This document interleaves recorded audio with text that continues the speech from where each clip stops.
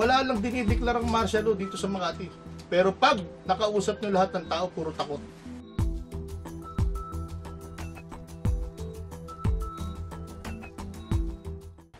Attorney, bigyan natin ng pagkakataon itong ating mga listeners dito sa programang Compadres na lubos kayong makilala. Opo. Kayo po ay practicing lawyer ngayon. May specialty po ba kayo na Sa trial po, kahit ano eh.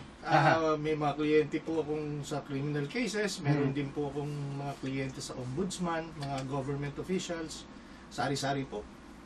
Kayo po ay dito na pinanganak sa Makati. Opo, sa Palanan po. Sa Palanan na po. Kayo po ay naging barangay captain ng Palanan, Makati since when? 2 terms yun, 93 to 98. 93 to 98. Kasi dati nung 98, ang batas nun, pagka ikaw ay nag-file, vacate ka sa position mo eh. Hindi ka tulad ngayon, pag nag-file ka, natalo ka, balik ka ulit sa position mo.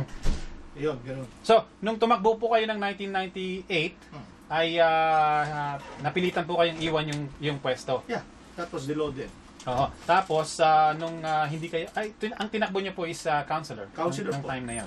Sumama ako kay Vice Mayor Toro Yabut nun. Tumakbo siyang mayor. Kasi ang itinakbo na kagad ni Mayor Binay nun, yung Vice President natin ngayon, yung asawa niya. Si yun yung panahon. Oo, yung panahon na yun. At that time, sinabi ko na wala nang katapusan to. Kailangan ngayon kumalas na ako. Dati magkakakampi kami. Siyempre, maanggulo. Tumiwalag lang yan sa amin eh. Ganun, ngayon, kung ano-ano na sinasabi. Anong reaction niyo dito kung sakasakali? Siyempre, ang sasabihin nila hindi totoo yan. Hindi makatotohanan yan. Actually, sinisiraan lang kami yan dahil eleksyon.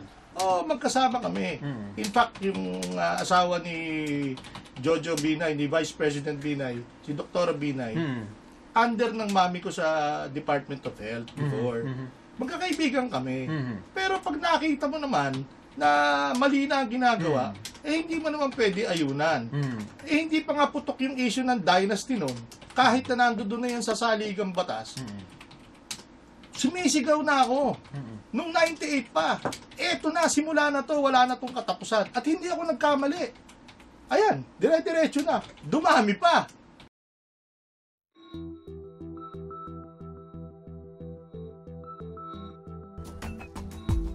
Matanong ko lang, attorney, kasi yun nga, malaki yung tiwala ninyo na kayo ang susuportahan ng mga taga Makati.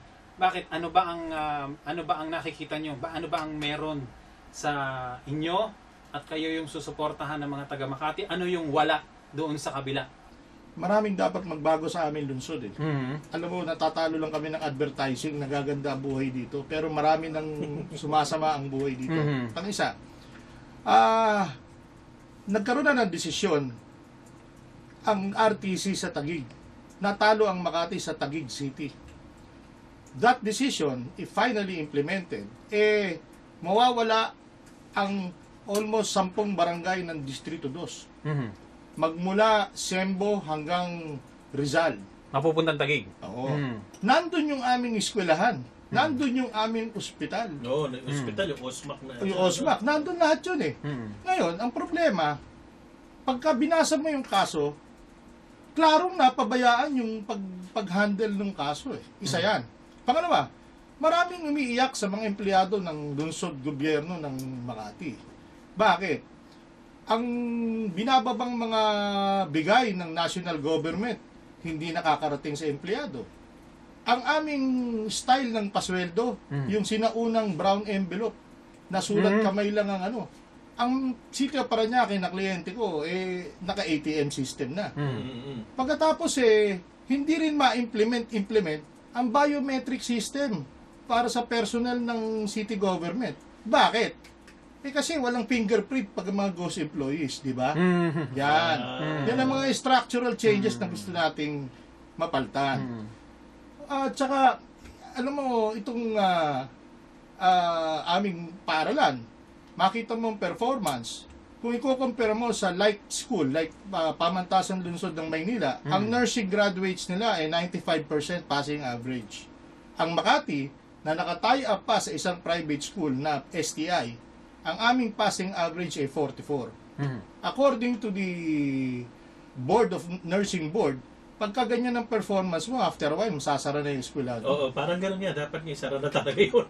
Parang gatasan lang yun pag nagkataon. Correct. At saka hindi libre ang pag-aaral dito. Una, Kala ko libre. hindi, may Hindi ba? bayad dyan. May bayad ba? Oo, tsaka 33,000 pa nga eh. At saka problema dyan, gaya nung naging problema sa UP. Dito sa amin, maraming high school. Pero pag kumari gusto ng bata na accounting ang kunin niya, yung eskwelahan, hindi ka mo napapa-entrance exam kung kaya mo yung accounting. Hindi, ibibigay ka, hindi, doon ka sa course na to, doon ka sa tourism. Dinidikta na sa'yo, tapos doon ka palang mag-entrance exam. So, karamihan ng mga nag-aaral sa amin, napupunta sa mga kursong ayaw naman nila. Eh tayo, pagka nag-entrance exam, lalagay mo preference mo, pag nag-qualify ka, di pasok ka. Oo. Hindi yung ang pamahalaan na nagsasabi sa'yo, hindi ka pwede dyan, dito ka dyan, dito ka dyan. Ngayon, sa UMac, University of Makati, ang average na pinapasok doon, kailangan ng weighted average mo is about 83%. Paano yung mga mas mabababa? Where do they go? Wala. Diba? Hindi na makapasok. Samantalang, one of the best technical schools ng Pilipinas, nandito sa amin, Don Bosco Technical. Wala kaming tie-up doon. Dapat, i-harness mo yung eskwelahan na ganun para yung mga hindi mga pag-qualify, hindi mo mapapabayaan. Pwede mo i-recommenda doon. Correct. Oo.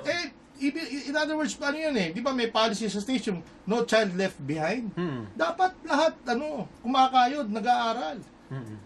Yun ang isang mga pagbabago na gusto natin makita rito sa lungsod namin. Nung nagkaroon ng civil service test dun sa compliance sa anti-red tape, Muntinlupa lang ang pumasa. Bagsak ang Makati. Yung mga ganyan hindi natin malaman. Yung pala, bigla namin natagpuan. Ang Makati, 10 billion ang income pero may utang sa land bank na naka-standby credit na 5 billion. Tapos may utang na availment na 1.3 billion. Ba't 10 billion lang yung narinig ko? Ba't wala doon sa press release nila? May utang pala. May utang. Ang nakakataka, paano nila nababayaran yung sangkaterbang sasakyan na nakaparada doon sa City Hall na pinamimigay sa lahat ng sulok ng bansa? Tapos bigla kang may utang. Di bali kung may surplus ka, tapos may sakuna, dapat tumulong. Nangyari, nagpapasikat sila. Tapos ang magbabayad, taong bayan. Yun ang mabigat. Hindi nila sinasabi yan. Pumunta kayo sa website ng Makati, wala yan. Wala.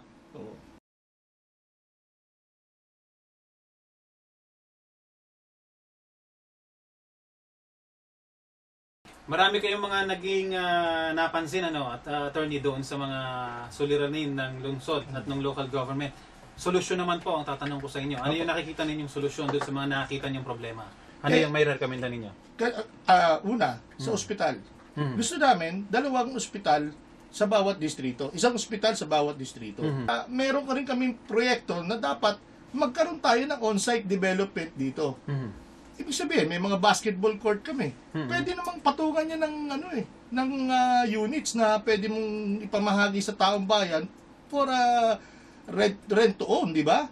Kasi ngayon, ang policy, giba, tapon. Pero pagpuntahan mo yung relocation site namin, walang trabaho doon, walang tubig, walang kuryente. Yung mga tinapon doon, maya-maya nandito na rin. Meron po ba kayo nakikitang solusyon kung paano gagawin doon sa mga illegal settlers na mga napupunta dito sa Makati? Correct. Ang amin po dito, hindi po kami naniniwala na yung gibaan tapon. Maraming pera ang Makati, supposedly, dapat gamitin para pabahay program na magkaroon ng pagkakataon ng taong bayan, magkaroon ng sarili niyang tahanan. Nasaan ang strength nyo kung bakit naka-confident kayo na may fighting chance? Mananalo kayo. Saan ang strength nyo din sa ngayon? Well, our strength is in the truth that what we speak. Our programs are better than their programs. Wala silang pabahay. Kami meron. I-improve namin ang buhay ng mga nagtatrabaho sa City Hall. Sila, binabaliwala nila. Tinatapon nila mga taong bayan ng Makati kung saan-saan. Yung mga taong bayan ng Makati, yayakapin namin at dito namin sila pauunlarin sa sarili nilang bayan. Alam nyo, wala lang dinideklarang martial law dito sa Makati. Pero pag nakausap nyo lahat ng tao, puro takot. You have to look at these elections. This is the most important elections in the 2013 cycle. Why? Because if we win these elections, Gun is the dream of Vice President Binay. Ang tinutukoy nyo, 2016. Correct. Ito ang battlefield na magsasabi kung anong mangyayari sa 2016. Dahil